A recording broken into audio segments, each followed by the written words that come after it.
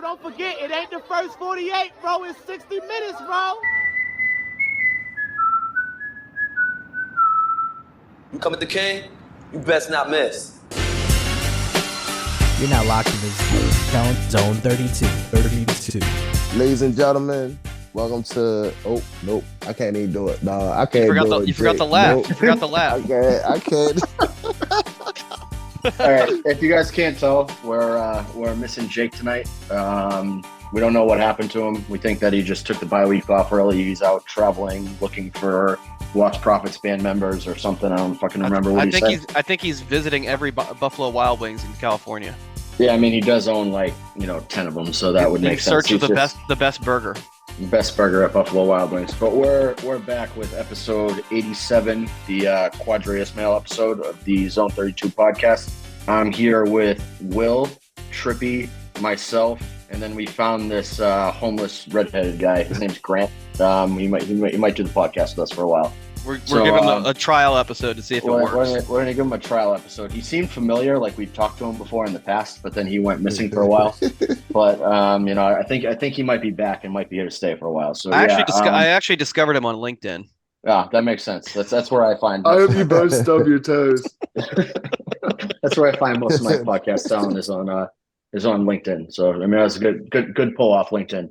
I would say what's up to the people, but I'm not in the mood for Will telling me to go fuck myself. So we'll just get right into the Chargers game. Played the Chargers Sunday Night Football. We had a successful live PSF stream for the most part. There were some hiccups here and there towards the end, but for the most part, it went pretty well. Ravens came away with the 20-10 win.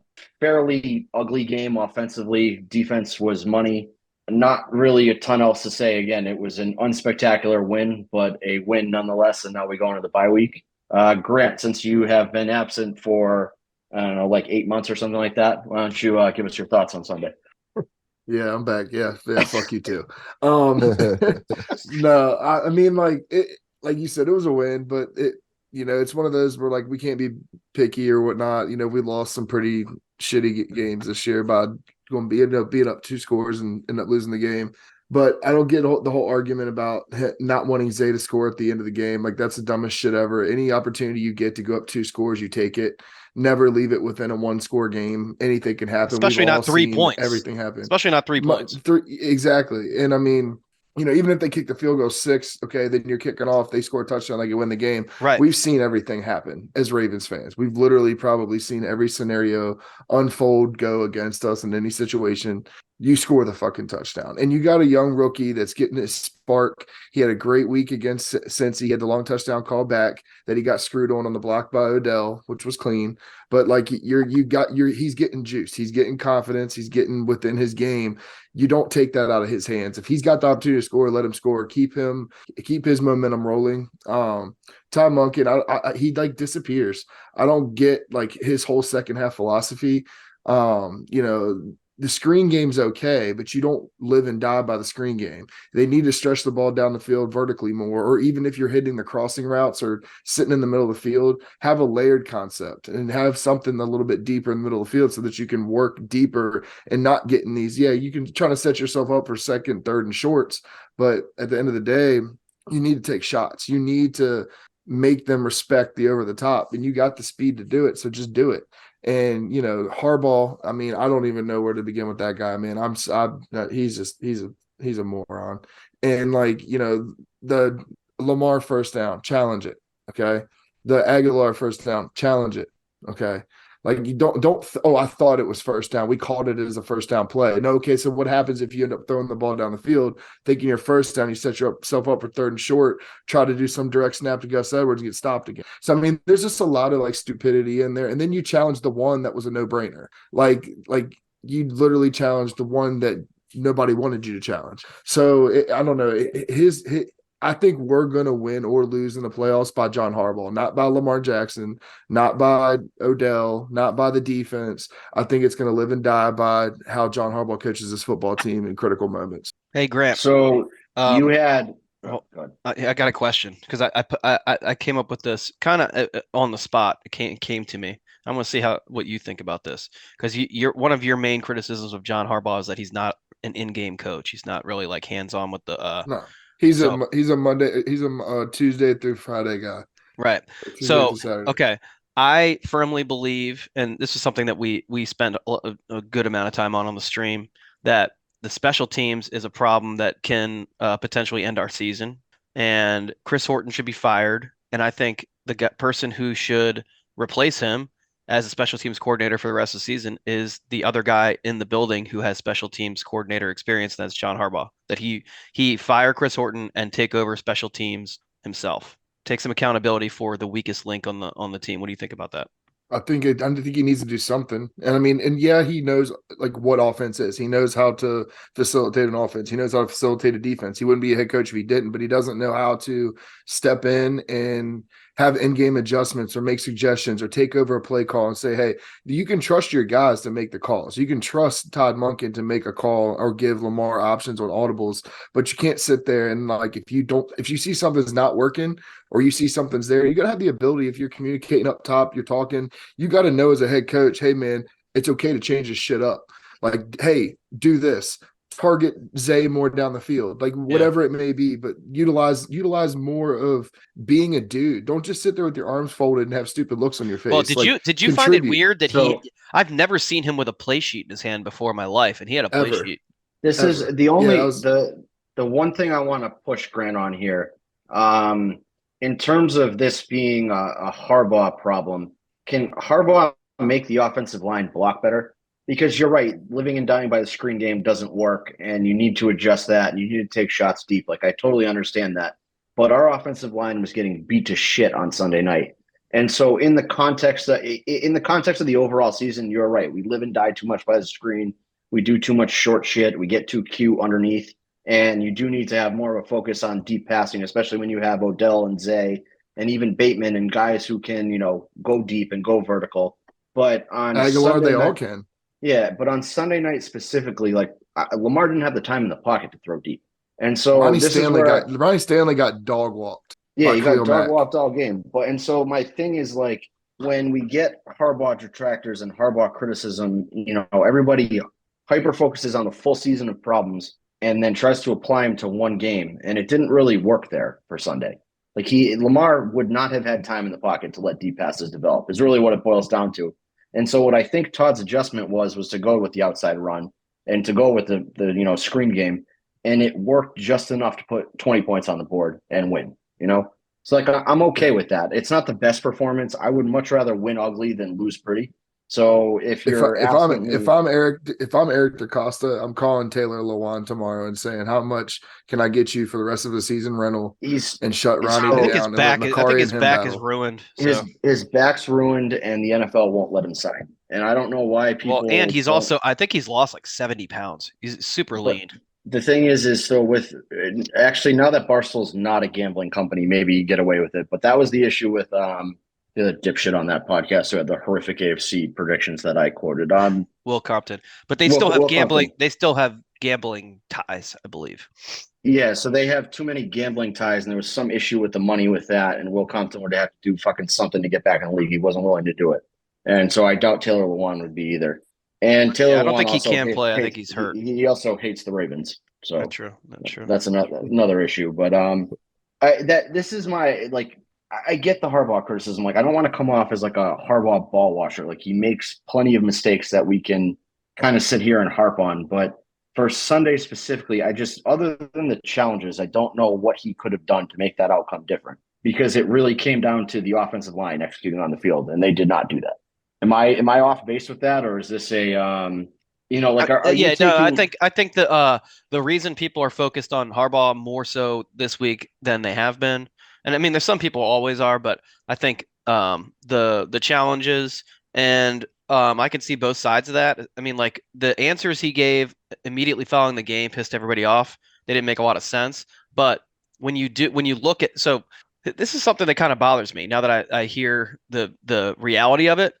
Visiting teams don't have this type of access to replay when they're in the stadium that the home team has. And I think that's bullshit, that both teams should have access to the same resources during the game, whether you're a home team or a road team. I think that's bullshit that the home I team mean, has. that's the purpose of home field advantage, No, though. it's not. So No, it's not. You should not have access to better So technology. it's not that they have access to better technology. It's that they have a system set up in place at home to get those calls down to the sideline.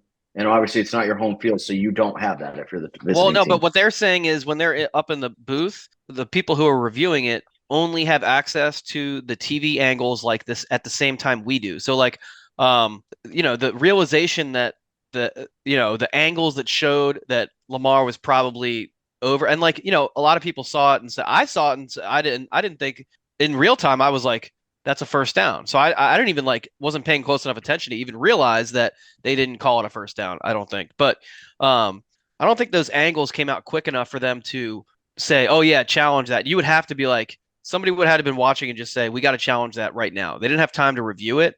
And what I'm saying is, if the home team has access to camera angles where they can access that on demand right away and tell the sideline, hey, we got to look at we have to get the refs to look at that. It's bullshit that the road team wouldn't have access to that same system. If I show up at your house and you and I have a race to see who can order something off of whatever fucking website faster, you're going to win every time because it's your house. You know the Wi-Fi password. You know where everything is. You know your address. You know what I mean? You know where the closest store that you're going to order from is. I don't have that luxury. That's why the home team has the advantage there. Well, but it's not that. My it's point not that is this. My point is this. In that race, you're saying in that race, the race shouldn't begin until both of us were both on the Wi-Fi. Yeah, but that's not reality. Like the Chargers come home and their Wi-Fi automatically connects, whereas you have to still go there and connect. It's not that the Chargers have access to things that the Ravens don't, or the home team has access to something. That's the way it sounds. That's the way it sounded. Yeah, when because Harbaugh that's sour grapes by Harbaugh. This is why you can't. Is this like, all right? For instance, right? All right, when we if like say if the Chargers was playing at M&T Bank Stadium, right? If Alcala would have ran and got like a first down, and if the Chargers feel as though it wasn't like it wasn't a first down or it was a first down, they trying to look before they throw the flag. You see what I'm saying? But knowing how the home field advantage is, they don't even show replays like that a lot. You see what I'm saying? So that's probably what Harbaugh was trying to say. Like they probably wasn't showing it on the jumbo, trying to give him a reason to throw the flag. You know what I'm saying? Yeah, so, they're not. It's a home. I mean, I feel what you're saying though, Will. But at the end of the day, that's going to take away from the home field advantage. You feel me? I don't think the home field advantage should extend to. I mean, I don't. And I hear what you're saying, but I think that the guys in the booth, they're not watching the jumbotron. They're watching monitors. So I'm saying if one team has access to. Oh yeah, right. You right. To replay angles, then both teams should have access to the same replay angles at the same, without any delay. It should be equal access to the same information. That's all.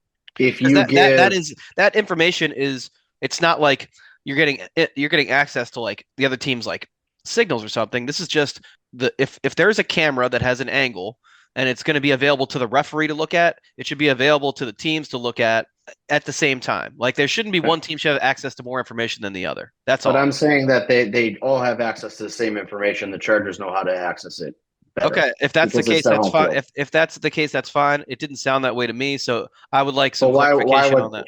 Why would Harbaugh say our guys don't know what they're doing? Like he doesn't throw people under the bus. Right. Well, all I'm saying is if that is the case, then that's bullshit. That's like the same thing where if the radio communications go out for one team, they cut it off for the other team. Yeah. I mean, but that's what I'm saying. That's why it's what Harbaugh said is not true. Fuck was that? Because the NFL doesn't give doesn't give an advantage to the other team. Like that's not how it works. It was Harbaugh trying to explain away a stupid decision on his side. All right. I mean, that's fine.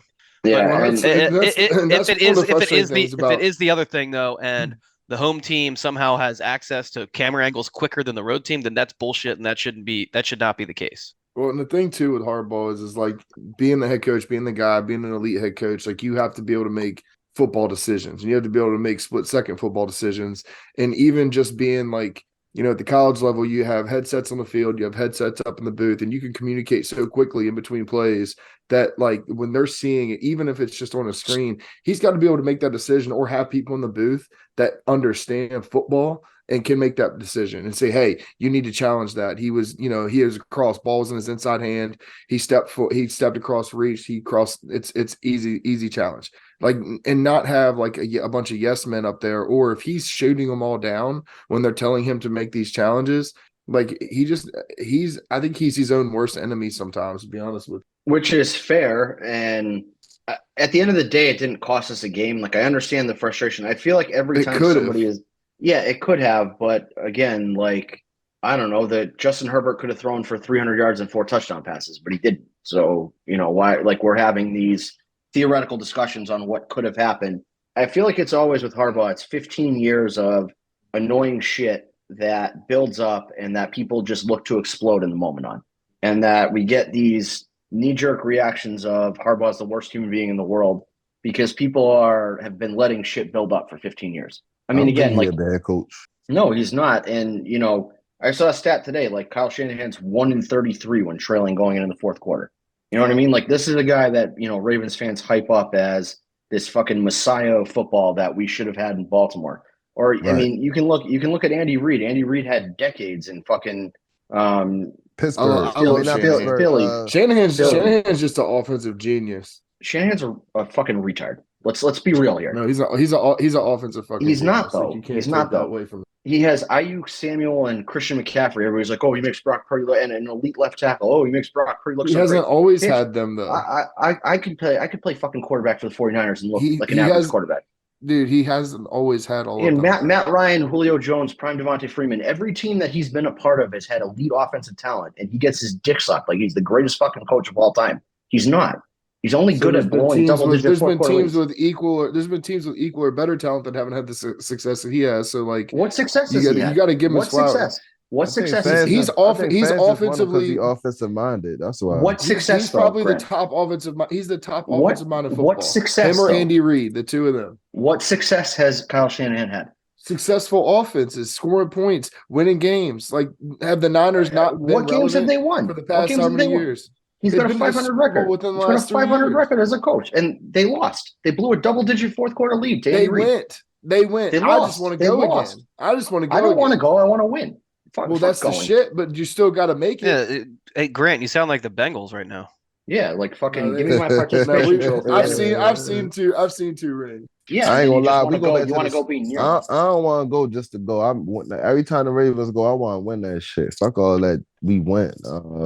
Yeah, we went is fucking lame. I don't want to go. I want to win. But getting there still means you're two. No, it doesn't. It just means you're the first. It means you're the first. Oh, okay, so second place. It feel good. I'm not saying it's okay. I'm not saying it's okay to like have a consolation prize. I'm saying you still made the fucking Super Bowl. Like, you made the fucking Super Bowl. Yeah, the problem is though that Grant, that how many times this motherfucker got to make it before he actually does something? How many times is he going to make it and hold on to a double-digit fourth-quarter lead? That would be great. I mean, because if he's this offensive guru, he should be able to get a first time. Hell, if you're the offensive coordinator for the Falcons and you get Julio Jones to get you into field goal territory, all you got to do is have Matt Ryan fall down 3 times, and you still can't figure the fuck out how to do that, and you blow a 28-3 lead. Like, this is the guy we're hyping up. It makes no sense. It makes me. He's a good coach. He's not great offensive coach. He's not. He's the fucking Ryan Poles of coaches. I take him over Harbaugh any day of the week. Why? Any day of the week. Why? Any day of the week. He contributes. Imagine him in our offense. Him running our offense. I mean, probably him as an offensive coordinator, but not as a head coach. Yeah. Where he would have oversight of the offense. That's the thing good head coaches do, is they have oversight over a side of the ball. Harbaugh doesn't have oversight over offense or defense. He's just a dude on the side. But again, you look at a 15-year window of Andy Reid's career. He got run out of Philly because he couldn't win big games. And then he finally got gifted a generational quarterback, and all of a sudden he's a Super Bowl winning coach. Like, I'm just saying. He was winning with Alex Smith. But he was winning, making the playoffs. He was making the playoffs and losing. He didn't They win. They were 11, 12 win teams. Yeah, but hold on, Grant. You shit on John Harbaugh, who has had 11, 12, 14 win teams. I'm just saying that he did it with Alex Smith. Like, Andy Reid wins. Doesn't really matter who he has at quarterback. Andy Reid wins. You're holding John Harbaugh to a completely different standard than everyone else. because he doesn't contribute to a side of the ball. That's what I'm saying. Andy Reid steps in, has a say on the offense. He's got offensive coordinator, but it's his system. It's his oversight. If Andy Reid, Okay, but all right, but Andy Reid is that really true though? Because that have defensive. Eric Bieniemy's not there anymore. To? Eric Bieniemy's not there anymore, and the Kansas City offense doesn't look so great. He doesn't have any. I mean, we can honestly say that he doesn't have any receivers. Okay, so why is that bail for Andy Reid but not for John Harbaugh? Right. What do you mean? John Harbaugh coached a team to 14 wins. Coached a team to 14 wins with no wide receivers. Yeah, and he had Lamar Jackson, who's MVP that season at quarterback, who made every single one of them receivers. Imagine if he would have had a set of receivers. Andy Reid has Patrick Mahomes. They're still number one in their division. Kelce. He's got Travis Kelce. But he's got no receivers. He's got Mahomes. We all said the same things about people like with Lamar. He didn't have any receivers. Now he's got receivers. Look what he's doing. I'm saying they are still winning without receivers. You are giving Andy Reid a pass for not having wide receivers. But if you look at John Harbaugh's coaching tenure, so does John Harbaugh. So John Harbaugh won 14 games. But I'm saying Andy Reid is contributing to the offensive side of the ball. I don't understand how you. Yeah, but the offense isn't doing well. The offense is not playing well. They're only winning because of the defense right now. Which Andy Reid has no part of. I wouldn't say that they're winning only because of the defense, but they're winning in spite of the offense. My point is that this is a grass is always greener thing, which is fine. Like I get where it's coming from. You've spent 15 years with the same guy and he's got the same flaws and he's never changed them. So like it's frustrating to watch them manifest themselves over and over again. What I cannot grasp for the life of me is why people want to make these lateral moves to these other flawed coaches. So like we have a flawed coach who, doesn't take control of the game plan, like you said, has some clock management issues, has some, finishing games off issues. And then what you want to do is go to a coach like Kyle Shanahan, who has finishing games off issues and doesn't have anything to do with the defense, or Andy Reid, who has clock management issues for, a whole fucking decade and, blew Terrell Owens and Donovan McNabb and Brian Westbrook and all these fucking elite talents while he was with Philly. And then he gets gifted Patrick Mahomes and Travis Kelce, and all of a sudden you win Super Bowls. But I'm saying, like, it makes no sense. I can't follow the logic of wanting to make a lateral move from John Harbaugh. Like, if you want to tell me that there's some 23-year-old offensive coordinator who you think is going to revolutionize football and that's who you want to replace John Harbaugh with, I'm all ears. Or if you think Mike Macdonald's the guy because he's revolutionizing defense and you think that that's the right move for the team going forward and you think, Mike Macdonald can outsource offense to the right guy, then by all means do that. I'm all ears for that. But it's the whole idea that I want to move from one flawed head coach who we've had 15 years of success with to another flawed head coach because I don't like Harbaugh anymore. I can't follow it. That's the logic I can't follow. Basically, you're taking all that and you're twisting everything around to the fact that I said that I would rather have Shanahan than Harbaugh, which I would. That's not saying I want that to be a move. I want Shanahan to come in. No. But Shanahan's the same guy. No, he's not. Our next head coach has to be an offensive-minded guy that comes in that's young. You just signed Lamar to a long-term deal. He's on the first year of his deal this year. The next move, if Harbaugh doesn't get it done, is bringing in a young, offensive, innovative guy that is going to be able to contribute and oversee Monken on that side of the offense. Let that offense grow. You got McDonald on the defensive side of the ball, and you win football games. Okay, listen, if John Harbaugh is gone, Mike Macdonald is either gone or he's the head coach. Those are the two options. We're not there's no world where Mike Macdonald stays here without John Harbaugh, unless it's to become the head coach. That I probably. I don't think he's that tied to him. He's 100%. We loaned him to his brother at Michigan so that he could learn how to call plays, so he could come back and be our defensive coordinator. He's very tied to the Harbaugh family. Yeah, that is a massive nepotism hire. It was big time. I'm saying it doesn't mean he's gone if Harbaugh's gone. Like that's yes, it does, because he's going to have offers to be a head coach this offseason. I think Will misrepresented what he was trying to say. Will is saying that if Harbaugh is out the door and Mike Macdonald is not the head coaching replacement, he would go take a head coaching job somewhere else because he no longer has ties to Baltimore. Exactly. If the whole thing's coming full circle, I am 100% on board with Harbaugh being gone after the season. The only way I wouldn't be is if he wins the Super Bowl. I'm not okay with it if it means Mike Macdonald is going somewhere else. Yeah, I mean, if you think that it's Macdonald has head coach fixes problems, why not? I'm okay with giving that a shot. I just don't want to. I don't think that. I think that we've had Harbaugh here for so long that everybody is so sick of his flaws that he doesn't change, that they get like multiplied 600 times over, and people act irrationally towards Well, him. he's comfortable. He's got the safest job in But football. he should be comfortable. He's one of the best coaches in football. Well, Mike Tomlin is the same guy. He's probably in the exact same boat. Bill Belichick. Hello. Right. Well, I mean, my understanding is Bill Belichick is maybe not in such a safe situation at this point, but Yeah, them Patriots fans calling for his but also head, Mike man. Tomlin and John Harbaugh have never had teams this fucking bad, and the only reason that the Patriots are as bad as they are is because Bill Belichick put them there with his personnel decisions. I am telling you this as somebody who lives here. The Patriots could win 300 straight football games, win the Super Bowl every year, and then lose one game, and somebody would be calling for Bill Belichick's job.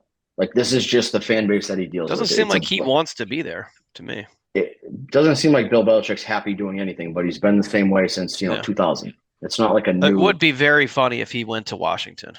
Yeah, I can't imagine. I can't imagine he leaves, and I can't imagine Kraft tells him to go. Because the thing, and too, if any team were to hire him, he has to be your GM. There's no shot he's taking a demotion to go somewhere else. So you're going to run into the same problems with whatever team he goes to. Is that he's going to get rid of all your high-priced diva talent because he doesn't know how to deal with them, and he's going to draft like shit, and he's going to draft D2 kids that have crazy tape or intangibles. He's going to run your fucking team into the ground if he doesn't have an all-world quarterback. Yeah, that's why I think that Bill Belichick. I mean, he's not a young guy. I think that his time is maybe past. Not that he's a bad coach, but because he will want and will get the role of being the coach and the GM. He has proven himself to be inept in that role, and that's not how the NFL works anymore. With unloading all your high price guys, he doesn't have Tom Brady in the building to sort of to keep the Tom Brady made half of the game something Bill Belichick didn't have to touch. Right, exactly. So like none of those things are true anymore. So I think if Bill Belichick has any sense, I think it would be in his best interest to just kind of step away. He's a cocky, arrogant prick. And I promise you that he wants to draft a quarterback in the first round, win with them, and say "fuck you, Tom Brady." But he won't win with them. We already know this. He got lucky drafting Brady in the 6th round. Yeah, he got a gift. I mean, just happened to be the right guy in the right spot. To tie this back to Harbaugh, though, I feel like when you have the same guy making the same mistakes over and over again, it's understandable that when it's your team, you want that guy gone. But when you're on the outside looking in, it's really not all that bad in Baltimore. No, it's I guess is really what it boils down to. We compete for the division every single year. We're a playoff team every single year, and if as long as we stay healthy, we are a contender for the AFC Championship game, for the Super Bowl every single year. Period. And that has really been the case almost every year that Harbaugh's been here. It's been a few down years, which is to be expected over a 15-year period. I think we're in year 15, 16 with him. So, I mean, I get that people, it's like stale. It's a stale taste in people's mouth at this point. They're like, oh, yeah, well, it's been 10 years. There's a lot of teams who've never won a Super Bowl ever. There's a lot of teams who haven't been to the Super Bowl in the last 10 years, in the last 15 years. So, I think it's a little bit of like a spoiled brat thing, too. It's like, and I mean, obviously, I want to go to the Super Bowl every year, too. But it's unrealistic to expect that is like the standard. It's not. It's not the standard anywhere. In New England, it became the standard, which is artificial. We just went over all the reasons why, and the expectations up there that like that's the standard they're holding the team to now without Tom Brady is stupid. So I don't know. I just think it's like it's unrealistic. It's the same kind of mentality as people who think that the Ravens are going to or should sign every fucking free agent, trade for every single guy. Draft, somehow. I mean, there's nothing wrong with 3 thinking that there needs to be more expectations. Like, if you look at the rosters that he's had, we should have won more Super Bowls than we have. Yeah, you can call it spoiled brat all you want, but if there's somebody that contributes more to one side of the ball or the other, like I've been saying, those close losses or those divisional round losses that we should win, the 2019s where we get smoked at home by the like those games don't happen the way they do. I feel like it's a bunch of woulda, coulda, shouldas. I fucking get it, but John at the Harbaugh end of the had day, nothing if to you do Okay, have with so hold somebody, on, hold on, John hold but on. he Harbaugh. doesn't Let contribute me. anything. He doesn't Let me. contribute to either side of the ball. You Okay, can't tell so me he does because there's 2019, no adjustments for taking Man, over. that's Benny 2019, kind of 2019. Okay, fault. we lost because we dropped 8 passes. Are you telling me that an And Greg offensive Roman lineman abandoned the run and after the Greg first Roman So came first and fucking abandoned you have a possession. head coach that steps in and says, "Run the fucking football."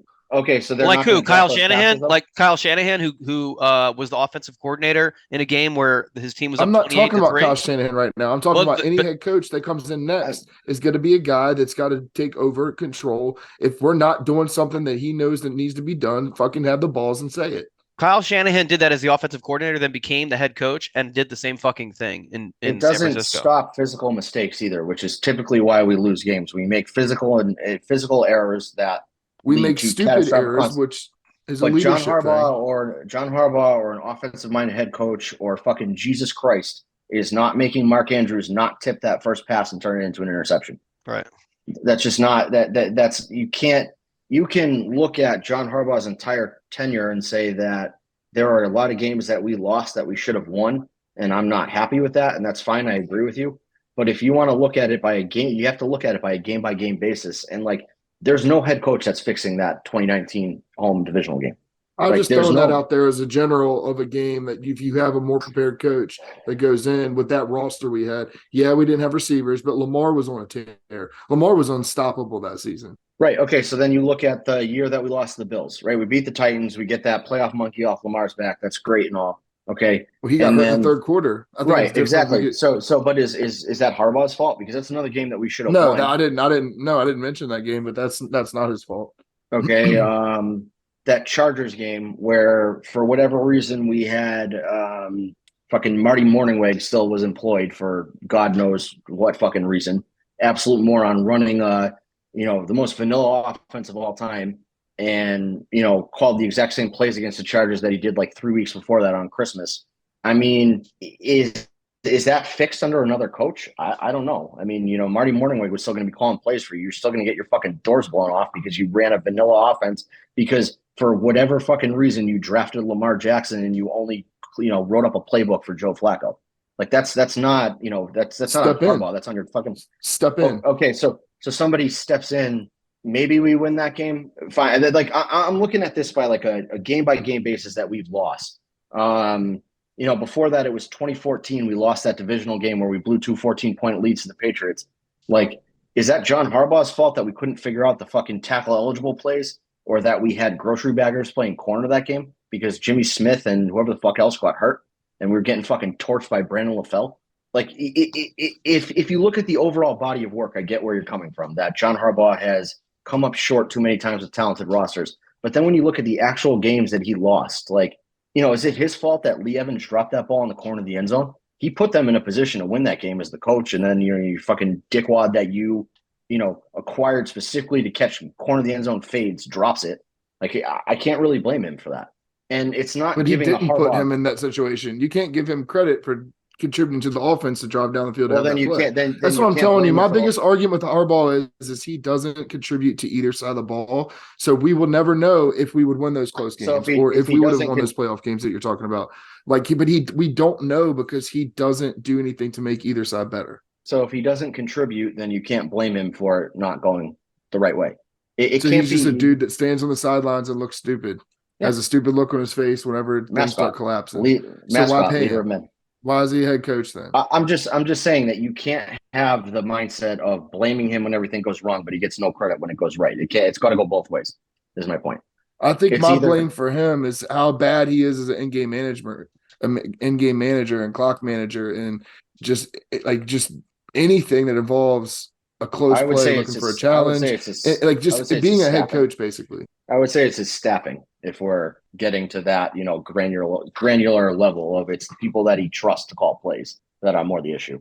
That he puts faith in the Greg Romans and Mark Trestman and Marty Morningwigs of the world, and thinks that they're competent, capable coaches. Every once in a while, he hits on Gary Kubiak or Mike McDonald kind of guy. I mean, even Wink had his run of being a good defensive coordinator, but I do think that Harbaugh has some deficiencies staffing-wise. He doesn't know how to balance himself out well. I think you're right. He probably does surround himself with yes men. And maybe he needs a more, powerful dissenting voice to kind of, butt heads with him every once in a while. That's fine. I can live with that. We've heard a million stories from players and ex-players, and that he doesn't like the word no, and he doesn't like people to go against what he has to say or what he wants to do. Who have You can't be a head coach like that. Who have we heard that from though? The loudest. I'm saying that we've heard hints of it from like Ed Reed every once in a while. Him and Ed Reed had beef. Yeah. Pollard. Yeah, Pollard was right about a lot of things. But this you is can like hate him all Derek, you want, but he was right about a lot of things. Pollard was mad. Pollard was mad when he got cut because we cut him after the point where he felt like he couldn't get a job anymore. But he really wasn't that good. And again, I could play strong safety next to Ed Reed and look good. Ed Reed and John Harbaugh butting heads is because Ed Reed is fucking Daniel Brown, smarter than him. Daniel Brown, all the shit that he came out and said about Harbaugh. Daniel Brown, a fucking practice squad tight end. But I'm just saying, it's not one person saying something like but it's all like you're hearing things about the guy that like it's the smartest football mind like of all anybody time. going against him. It's the smartest football mind of all time in Ed Reed, who I feel like would have a problem with every coach that he played with because he's probably smarter than them. And it's a bunch of fucking losers. Yeah. I mean, Bernard Pollard's a loser. Daniel Brown's a loser. Daniel Brown, that's his currency, his relevance is to tell, stories and like who gives a shit if John Harbaugh was mean to him? He was a fucking nobody.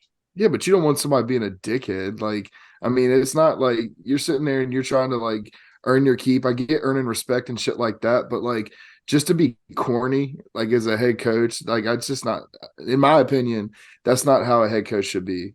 Like you can fuck around with somebody, but then if he was nice about it, like. But then if he was nice to everybody and was like this super like happy, positive guy, smiling all the time, you fucking kill him. I'd kill him too. Well, I'm not saying be like not like have a Care Bear up his ass, but like at the same time, it's just. I'm saying I take the dickhead. Don't be a dickhead. I take the dickhead over a Care Bear up his ass any day of the week. Same. And why didn't Rex Ryan work? Because he was this goofy, foot-loving freak who wanted to eat snacks all the time.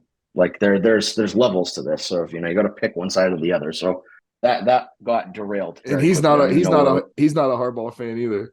Well, yeah, because he left and then couldn't come back because he sucked as a coach. Also, didn't he hire Greg Roman? Yeah, because Greg Roman was his offensive coordinator in Buffalo for a while. So that's probably Harbaugh's fault. Wasn't Greg Roman? Oh yeah, with Tyrod. With Tyrod. So he's probably all bent out of shape that John Harbaugh took his offensive coordinator and made him look decent for a couple of years, but that went off the rails a lot faster than I expected. This is probably why we need Jake on most of these episodes to rein us in. Where did we even get on this tangent? What fucking pushed us down this road? We was talking about Sunday, and then we was talking about the and all the bullshit, the calls and all that. Yeah. So that's I get the frustration from Sunday on the two challenges. I don't get the frustration on the Zay thing. We actually talked about that on PSF, Grant, before you got on. That I thought that was. I think the original take was that it's the right football move to go down and run out the clock and just play that conservatively. But people have now morphed that into like being mad at a rookie for scoring, like you said, which is kind of fucking weird to me. Like I wish it was a pass, not a run. That would have helped a lot of my parlays hit. That would have hit the 5 receptions and 50+ yards receiving, but it is what it is. I think that we have a very weird fan base. Again, these are the same people who crush Harbaugh and crush EDC and then all of a sudden sing their praises the next week when things go right. It's like they read one comment online and they like build their whole personality around it, which is odd to me. Yeah. Grant, do you agree with this statement?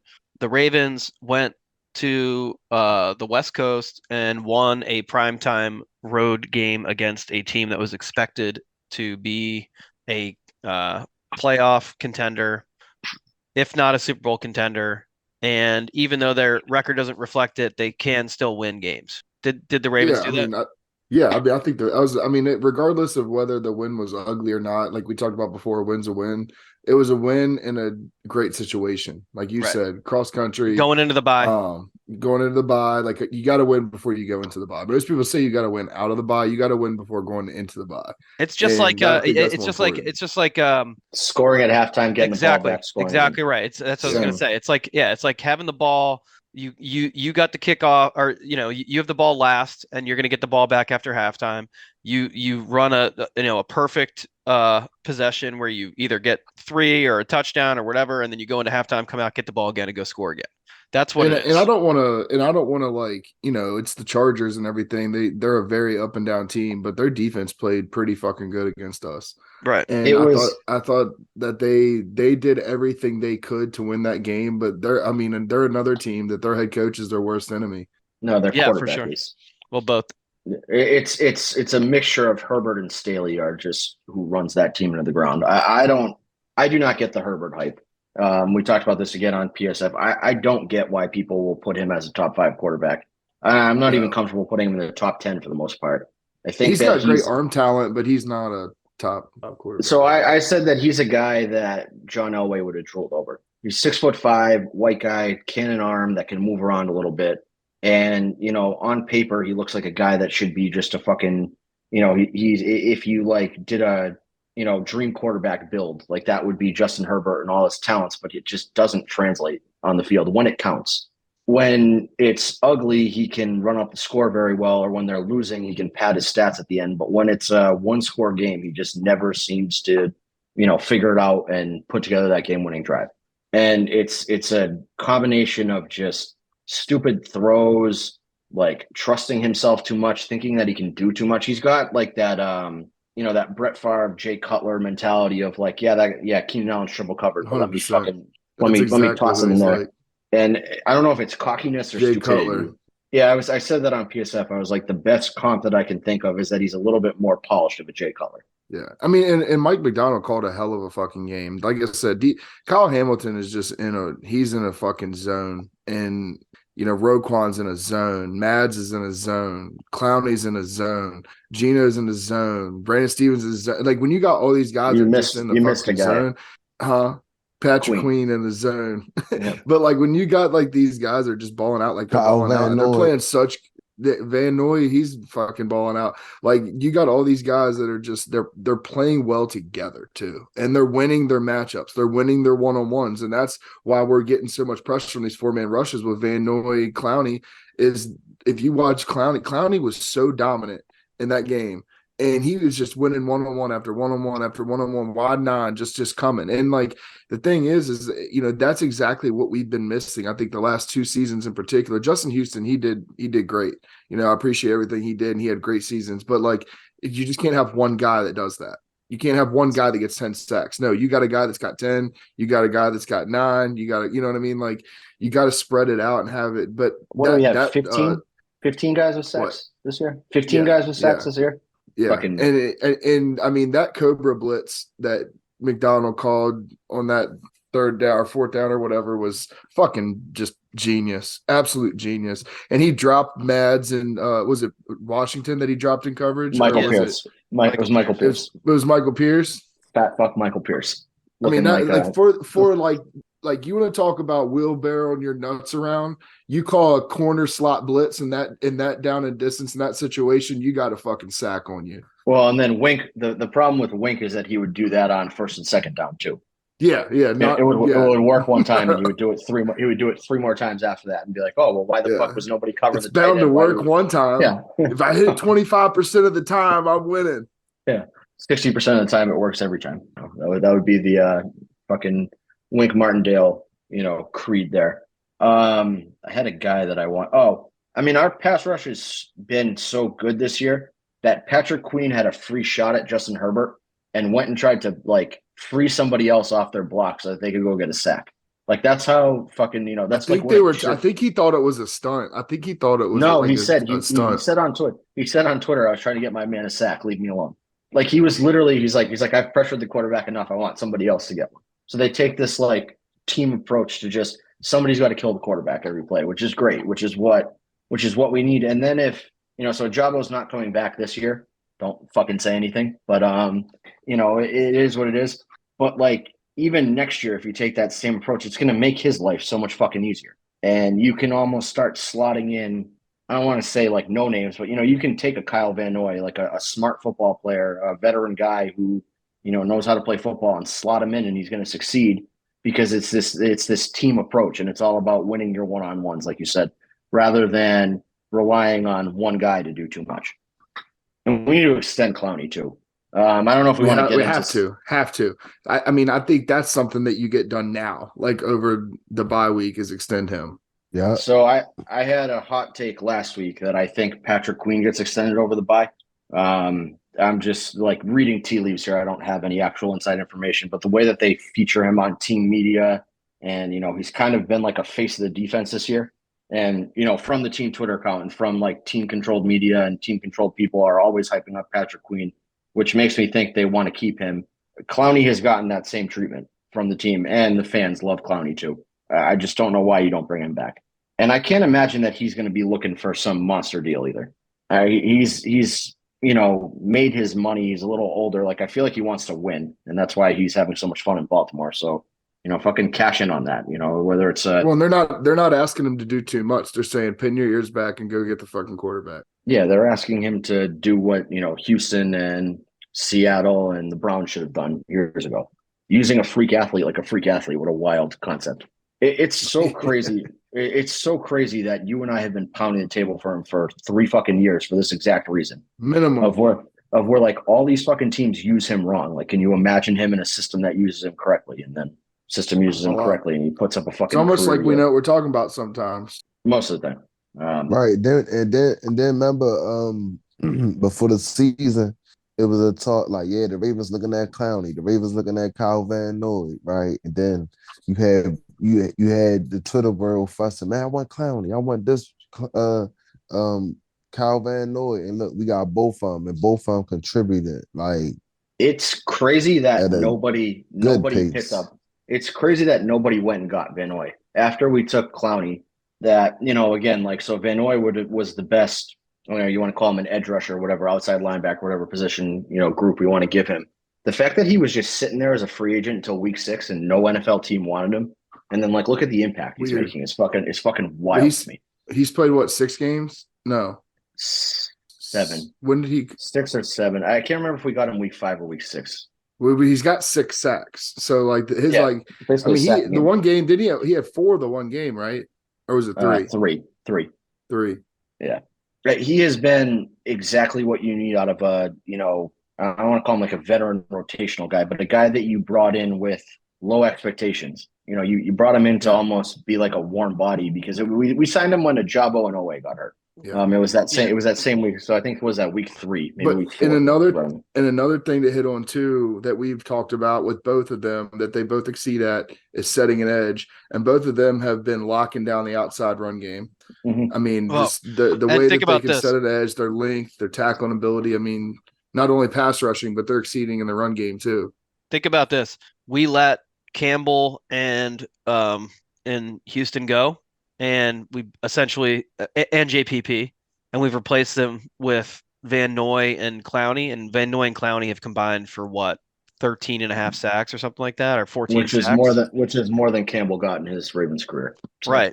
And yeah, and I think Mads has 10 from the interior. Exactly. So like crazy. I mean, Van Noy and Clowney could each easily get 10.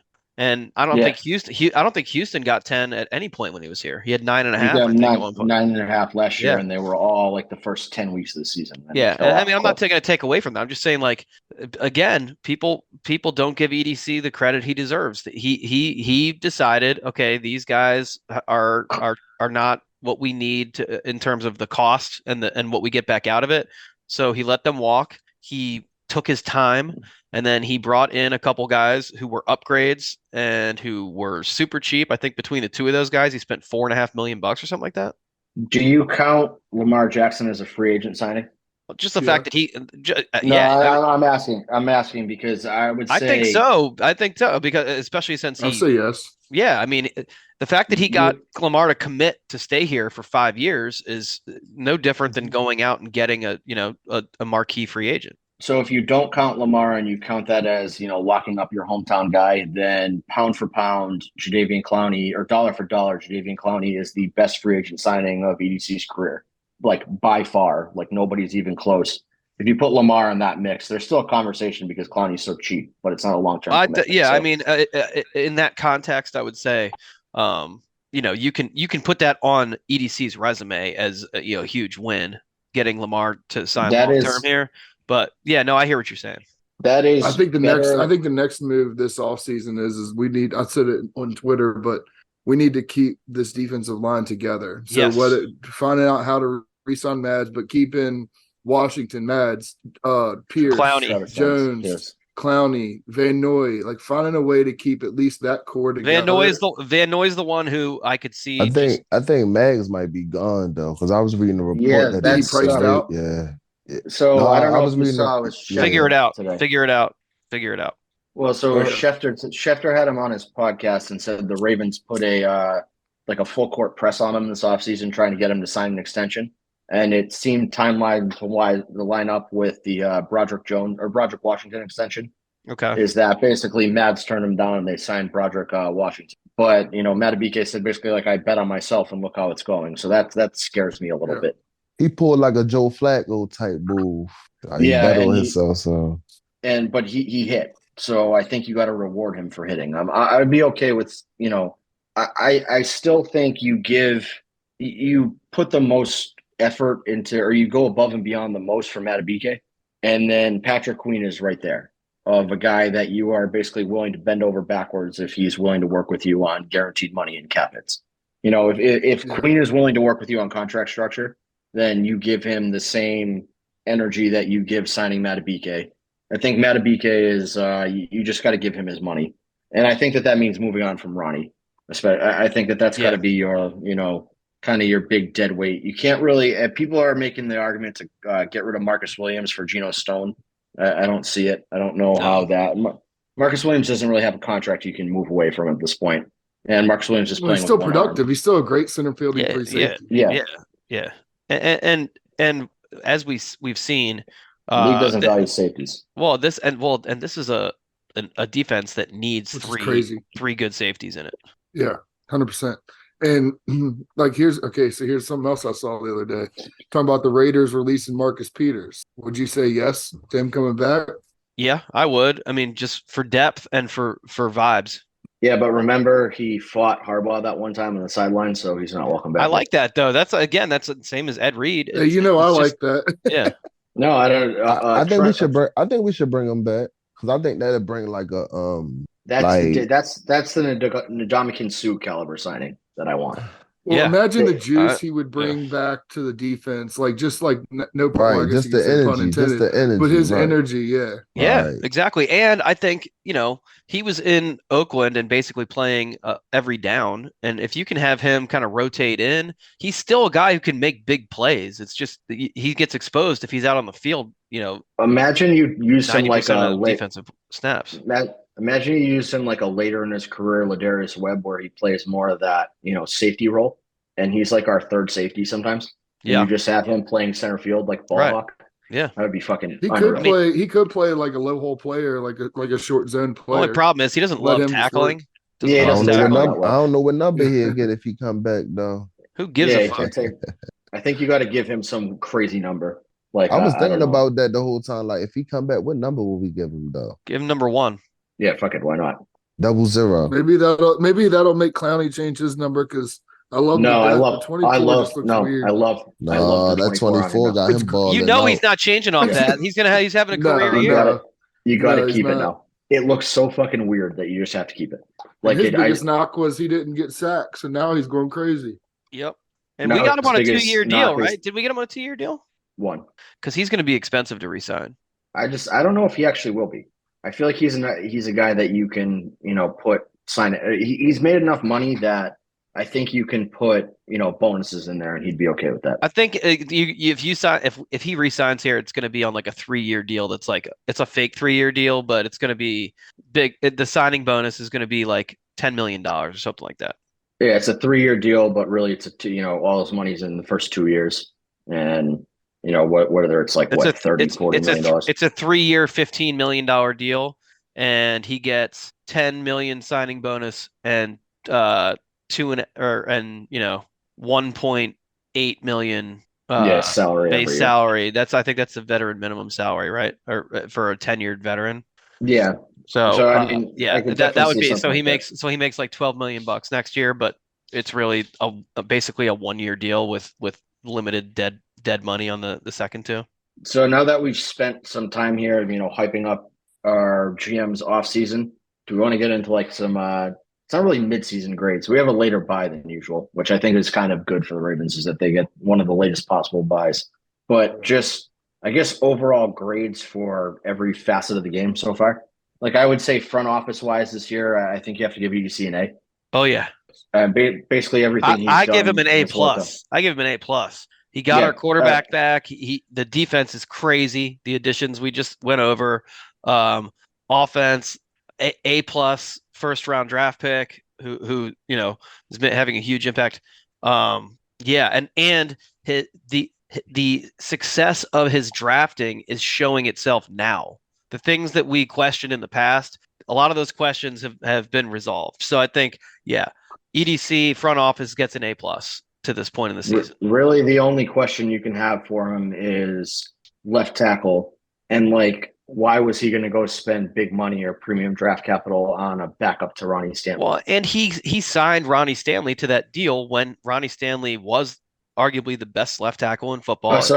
I'm saying more that the last, since signing the deal, since getting hurt, Ronnie Stanley has proven to not be reliable. Yeah. And why didn't EDC pull the trigger this year is a valid question to ask, but then like realistically, what was he going to do to address that? Right. So I don't know. Yeah. I mean, he was $25 million against the cap this year, no matter what. So, I mean, you have to play that guy. Have to. You cannot have $25 million sitting on your bench. You can't do it.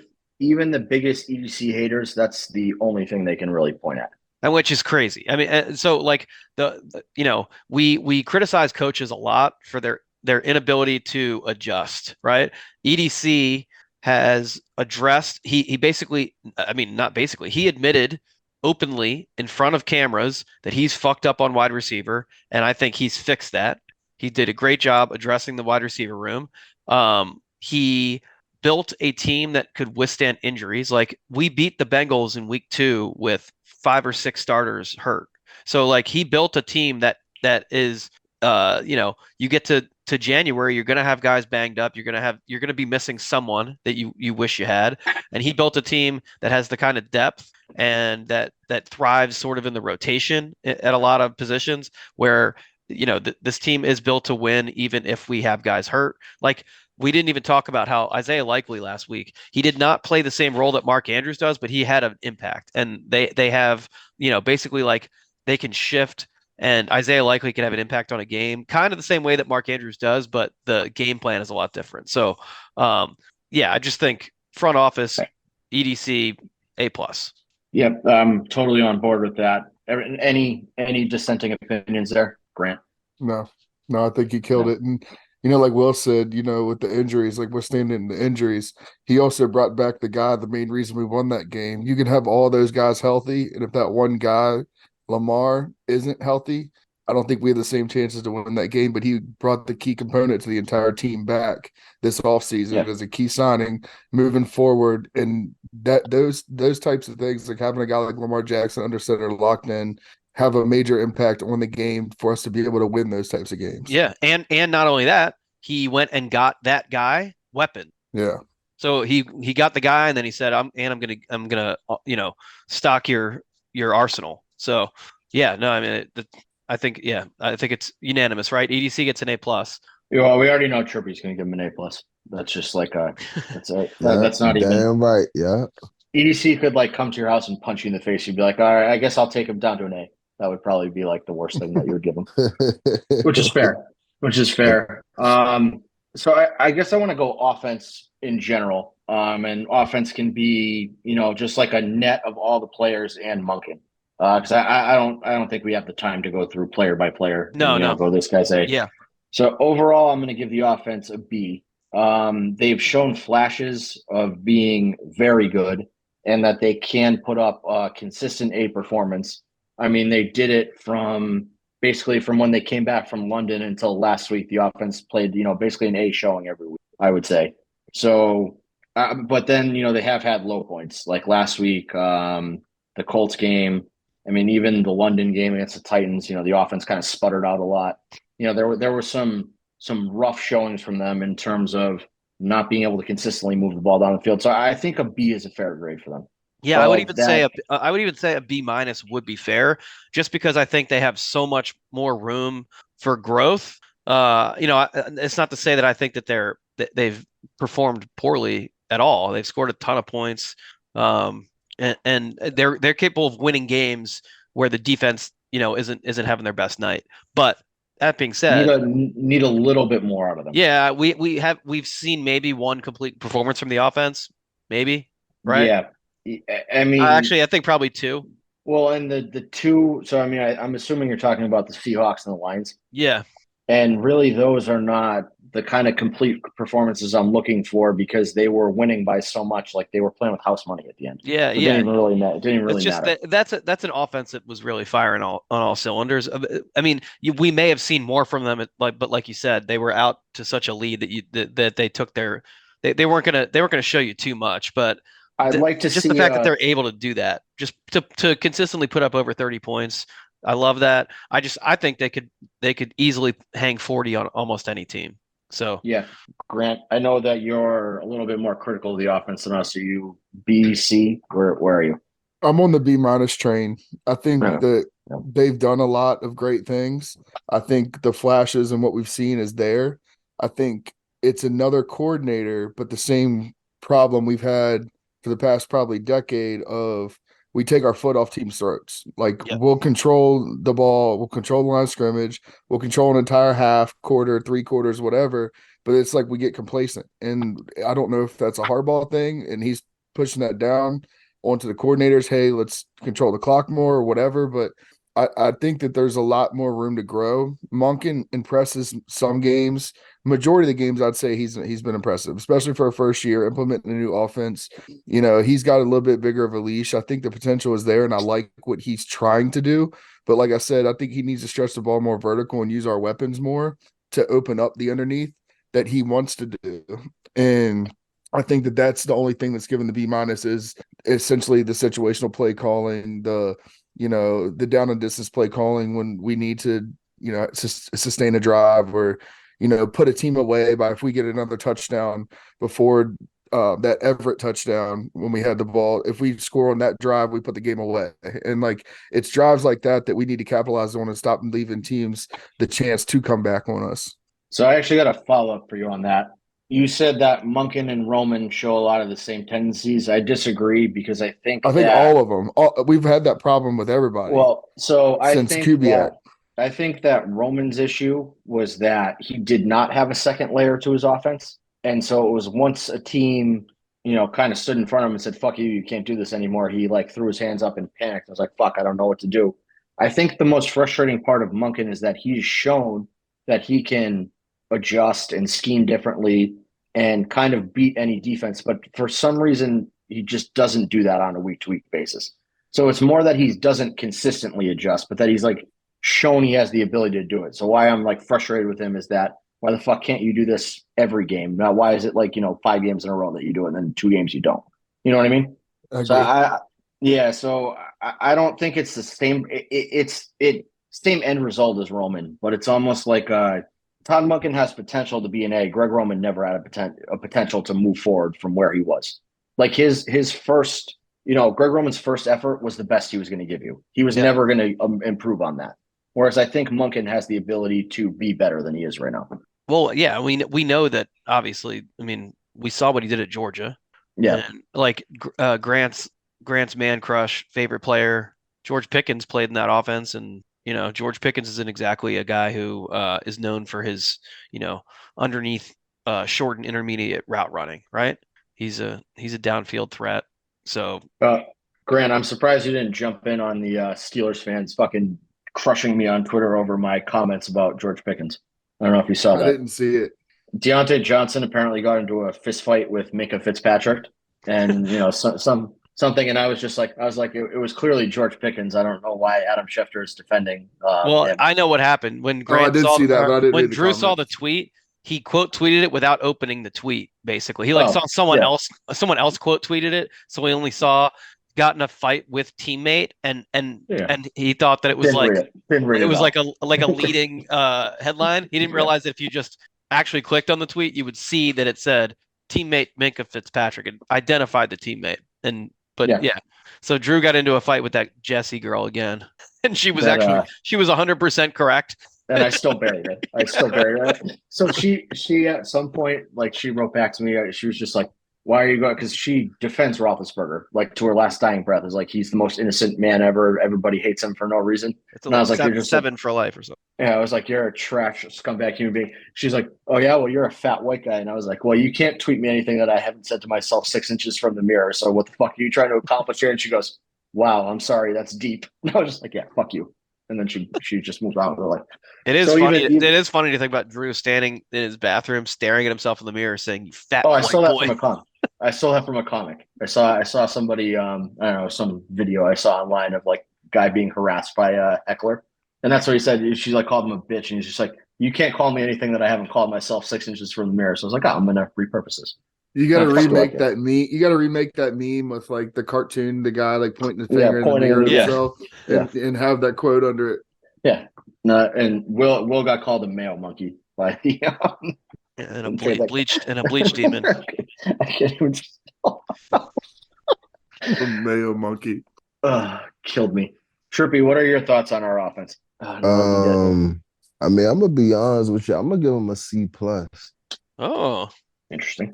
So why Yeah. why lower than us? I mean, I wanted to go B minus, but it's just like I'm gonna give him a C plus because like I want them to prove me wrong. Just like how I was saying, like the 30 points. I just want them to prove me wrong with these last 5 games coming up because like I make it easy to be an A plus, but we still got them hiccups. You feel me? Like Yeah, so I think we're all on the same page. We have A plus potential that we haven't lived up to offensively, mm-hmm. and it's Yeah. kind of all about consistently giving an A plus effort on offense. yeah, but I don't and to the listeners, I don't want y'all to be like, oh, Trippy wilding this and that. I mean, I like what the offense doing. I'm just giving them a C plus because I know we got the potential to be like an A plus offense. Like, you know what I mean? Like, Yeah, we 100%. Yeah, can- you know what I mean? you like a lot of the stuff you've seen, but you want to see it every week, not every other week, or you want to see it for a whole 60 minutes, not just one quarter. Exactly. Yeah, I definitely agree. So I would say we're all in agreement. Our letter grades varied a little bit, but it's same kind of general tone to it. And then defensively, I think if you give anything besides an A or A plus, I think you're wrong. Man, I'm giving it an A plus. I ain't even got a comment on I'm there, going with an A. plus. I'm going with an A because The Browns game is the only reason I don't give them an A plus. yeah, they just scared me, and you know, in the other 2 games too, all 3 losses that we have, there were defensive lapses that you just can't you can't give a team an A plus that has those 3 blemishes on their record. You can't do it. 2 of the 3 blemishes, I will say, were gross low scoring games, and so no, I agree, but you can't give up that play. Like the Pickens play can't happen. We've been over it so many times. So did you know? And Marlowe even admits the technique, everything about it. He approached it wrong, and it's you know. That to me that holds me back from A to A plus is that really the Pickens play and the Browns loss. Those 2 things just that can't happen. I had somebody tweet me today, so I posted, and it was like a real generic take about Ryan Stanley. It was like, I don't know why people think being concerned about him is a hot take, blah, blah, blah. And somebody responded to me with like, Tucker and Marlon are washed too. Like, where's that energy? Yeah, I saw that. Them? I saw that. Yeah. So I saw that tweet. What I didn't realize is that Marlon has been credited for giving up 103 yards on 23 targets and 1 touchdown this year. That Pickens catch was 41 yards. That means 40% of everything that Marlon Humphrey has given up this year was on that one play, which is fucking wild to me. Like, when he's healthy, that's all pro Marlon level. Oh yeah. That's like, and I knew he had been good when he was on the field. I didn't realize he had been that good. Yeah, the only reason he isn't getting more attention is because he just hasn't. He's only played what? Oh, he doesn't deserve. Yeah, Well, 7 games. He's not punching the ball out like he was when he got all that attention, and he's doing all the things he's supposed to do. Yeah, and he's not getting the highlight recognition, but he's doing everything he's supposed to do, and he's locking down. He is locked down. I give them an A too, just because of those blemishes. And I agree, you can't really give them an A plus yet because of that. Now, I think those are things that are fixable and that we 100% learned and capitalized from. But those mistakes were major mistakes. But I think that's not. I think those things are going to get better moving forward, and they already have shown to get better moving forward. And I think Sunday And was a huge step in that direction. unlike the offense, you're not saying the defense has room to improve. Like those things happen, so you can't get over them. Which is I agree with that. Like that's the fair play on that. The offense has made mistakes that you're like, well, it's a first year coordinator, new offense. Like you can be better than this. Whereas the defense is like your second year established. You have added more talent. Like you can't be making those mistakes anymore. So I talked about earlier, like all the people I named that were in the zone. I mean, when you have that many people in defense that are just dudes, like, and everybody's doing their job. Yeah. Yeah. I mean, really, if you think of our defense, like there isn't one guy on our defense this year that hasn't made a play that, made fans go nuts. There is like not one guy. Okay. Here's the bigger thing to me. There's not one guy when I see them on the field, I'm like, oh shit. And I'm like, just holding my breath. Every goddamn time I saw 36 out there, I'm like, oh, here we go. The fucking tight end's going for 90 yards. And we've had revolving door of cornerbacks over the past couple of seasons. And like there were certain rotations. Like a Frank Walker. Yeah. Kavon Seymour. And Seymour's still here. He's just on IR, but who? No, he's but again, Robert Jackson. Like there were Robert Jackson. That's the one. Robert Jackson, man. And remember that game against the Packers where they had him one-on-one with Devontae Adams, and Devontae Adams had 3 fucking touchdowns on him? Yeah. Remember Sharif Wright? He was sorry as shit. Yeah, he sucked. Yeah, that dickhead. All you saw was the back of his jersey. Who was that old man we had to sign in 2020? 2020. Who did we sign? Tremont Williams. That's who it was. Yes. Yep. Another. He's 38 years old. Legitimately, he's 38 years old. Now he's probably so. At the time, that was in 2020, right? Yeah. Yeah. So he's 40. At the time, I was 40 years old. Nice. This motherfucker. Well, if he was 38 in 2020, dude, he's 41. He's my age. That's like Will playing CB2. Not great. That's crazy. That's insane. Yeah. So we've been in cornerback hell because our guys get hurt so much, even I would call Rocky Sin and Ronald Darby. They're not quite that caliber signing, but they're not world beater signings either, and they've worked out well. I think Ronald Darby's been playing great this year. And Rocky Sin, the only reason Rocky Sin hasn't been like. I think we don't get super excited. He doesn't get as many reps as he could. It's because because Rocky Sin plays crazy physical defense, and it's just getting more and more like you can't do it. I think he should play inside. They throw flags on everything, but that guy is very physical, and I love that. Yeah, I think that if Brendan Stevens had not come on the way that he has, I think you would have seen a lot more Rocky Sin this year. Yeah, well, and he came into the season hurt too, so that didn't help. So, but it's a good thing too that you're not seeing a lot of Rocky Sin because a young guy that you had and you've developed has kind of taken that role. Yeah. So good for Rocky Sin or good for Brandon Stevens too. But yeah, honestly, that's I think a huge thing though that we don't have any one player that when I see their number in whatever personnel set we have out there, I'm not holding my breath. I'm not worried about it. I'm not like fucking cursing before the play starts. So that's a huge change because we've had a lot of those guys over the past couple of years. All right, and then head coach John Harbaugh. This is gonna ruffle Grant's feathers specifically. I'm gonna give him a B+ because that's an average between a B and an A for me. And they are going into the bye as the 1 seed. They're going into the bye as the 1 seed. We are in a position to potentially run away with the division if we they've withstood injuries. They've beat Pittsburgh. They've gotten new guys acclimated quickly and turned them into regular contributors. John Harbaugh is not without his flaws, but I think the only fair way to grade him is an average between the offense and the defense. Grant, thoughts? I'd give him a C+.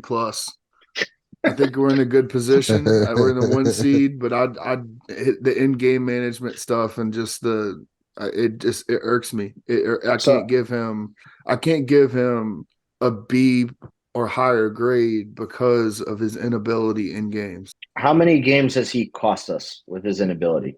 I mean, I'd have to go back and really analyze every single game situations. We've lost 3 games. Are you saying all 3 of them are on his inability in game? I'm not questioning your take. I'm just saying. I think we win at least 1 to 2 of those 3 without him. Okay, So you think that he's and then how many games do you think that of the 9 wins that we have did he play a big factor in? I don't think any. I don't think that he necessarily has an impact on offense or defense, so I can't credit him for any losses or wins. But you just did. Yeah. No, I get where I actually understand Grant's point here is that he's saying that Harbaugh's decision making and not being able to step in and maybe stop the bleeding in the Colts game or stop the bleeding in the Browns game. And if you put somebody else, just anybody else, like a random replacement level coach in there, maybe they do. And so he's saying that one win is fair. So I would say that the defense, or I would say the offense, has cost us a game or two with just shit that's gone wrong. Just not putting points on the board. Yeah, and so that's and I would say the offense has cost us 2 games with not putting points on the board with the Colts and the Steelers, and so you're putting Harbaugh responsible for one of those. So yeah, I mean, honestly, like B plus, you don't give him the same high letter grade as me because you don't want to give him the same praise as me. That's fine, I get it, but we're on the same. No, I think that if he could contribute to either side of the ball, I'd give him an A. But the fact that I don't think he does, I can't credit him for wins or losses. Is it a credit to him that he knows he can't, so he doesn't try? Like, what if I don't think as like, a head coach you can say that you can't. There's always a situation that you need to step in on every game, and some of it's knowing yourself though and knowing your skill set. So I don't know. I don't want him calling offensive plays. But I'm saying I don't want him calling offensive plays. I don't think that would. No, he doesn't have to call offensive plays, but he can deviate from what's going on. Like, hey, run the fucking football, or hey, stretch the ball down the field. I don't disagree with that. I don't be able to I just step don't. in. I just don't know that he doesn't do that. And And Monken's I don't like, know, I don't know buddy. if you guys can hear the dog behind me. Yes, he's like, I can. He's like moaning in my fucking ear. So I'm gonna give Harbaugh a B- for the same reason I gave the offense a B-, and that is, I mean, the team is in first place. They were in a commanding position in the division. We are in first in the conference, and we may or may not come out with that first seed because number one, we're going into a bye, so we have 3 teams right behind us. Any of them could end up overtaking us just because of tiebreakers and all that shit this week. And then we have a pretty tough schedule. So who knows what happens here. But going into the bye with number 1 seed and number 1 in the division, and I think our point differential right now is like 3rd in the league, and we're all within like more good than bad. 3 points of each other. Yeah. But that being said, the three losses are all losses in games we were leading by, double digits or whatever. And accountability has to start with coaching on that. So I'm not saying John Harbaugh necessarily directly is responsible for any of those losses, but ultimately you're responsible for whatever happens in your building if you're the head coach. So those 3 losses that should not have happened, I have to take away from him. But otherwise, you're in the position you want to be in going into the bye. I don't know how you can ask for a better situation other than being undefeated, which is on the table, if not for some implosions. Yep. And Chirpy, what do you think? What are you grading Harbaugh for? I give him a B- also. Still some little things I feel like he could step in on. Oh yeah, and to finish my thought, sorry, the reason the B-, he can improve. He can improve greatly, and I think that Trippy was about to kind of say that. Yeah, because he can definitely improve on certain decision calls. Because one thing I can't stand about Harbaugh, and it's just me, like, bro, you challenge dumbass plays sometimes, like plays that's unnecessary. But like the plays that should be challenged, you know what I mean? But like I said, we got this 5-game stretch coming along. Yeah, we got this bye. We probably gonna lose the number 1 seed, but hey, we got the Jaguars definitely coming up soon. We still gotta play the Steelers, the Dolphins, and I think it's another team. No, matter of fact, I think that's 49ers. 49ers. We're gonna skull fuck Kyle Shanahan. Yeah, I ain't worried about them though. I'm just talking about the AFC team. So like, I think them 3 teams is definitely in the. We have Rams, Dolphins, 49ers, Steelers, and what's the 5th one? See, and we play the Dolphins and the Steelers. Matter of fact, I think Oh, Jaguars, Jags. Yeah, Jags. We play the Jaguars after the Rams. So They definitely some, you know what I mean? So if we win them games. See the fucked up part. But I'm so mad about. Yeah, we 9-3, but them 3 losses is conference losses. You know what I'm saying? So Yeah, and that and they're might fuck us fucking in the and it, avoidable too. right. So I mean, but us. I mean, week 5. I mean, I keep saying week 5. We got 5 games left, man. We stay healthy. We can go on this run. But it's just some certain things we just gotta make some adjustments to. You feel me? And then we'll be good. Agreed. Are we going to do a song choice this week? I don't think it really matters. Did you skip special teams on purpose? Oh Yeah, yeah, well, it's an F. It's an F. it's an F. Everybody knows. It's an Yeah, F. I ain't gonna don't even- lie. I definitely gotta get a special teams. If I could give it a 0, I would. But we're doing letters here, right? Yeah, And any F. Ravens player listening to this, I hope y'all I hope y'all let Chris hear this, Coach Randy, all y'all. We giving y'all Clip an F. Clip this, and show it to him. Chris Horton, go the fuck home and suck at your job. Pussy. All right. Aggressive. Aggressive but fair, warranted. The fact that he's got the greatest kicker of all time, he's got Devin Duvernay, who is like built to be a kick returner. Jordan Stout has, despite Grant's, protesting to his pick, has been a very good punter this year. Yep. And just He heard me. He did. He heard. To the podcast. He might listen to this, and he said, did you not hear his quote? He not said, hear his quote? I think he used to like Grant when they both had long hair, and then Grant cut his hair, and he was like, "What a fucking bitch! I'm gonna punt the shit out of this ball this year." That's what he said. He said that washed up bitch who used to have long hair and play in men's leagues just hates on me all the time, and then cut his hair. So I'd block his punt. You probably would with Horton, fucking coaching the line. Or Ben Cleveland. You could definitely beat Ben Cleveland off the line. I have no 1,000%. I mean, that's why that Tucker kick got blocked, is Ben Cleveland was like, oh, I'm going to let this guy go right in front of the kick rather than fucking force him outside. So, yeah, such team's an F. Chris Horton, go home. Like, you're done. Yep. Pay him the rest of his contract and just tell him to fucking sit on his couch and leave his fuck alone.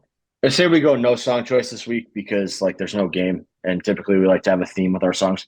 Yeah, unless we want to do a song choice that would be the sound consensus going into the game. Well, I think we're going to do another episode for the Rams, right?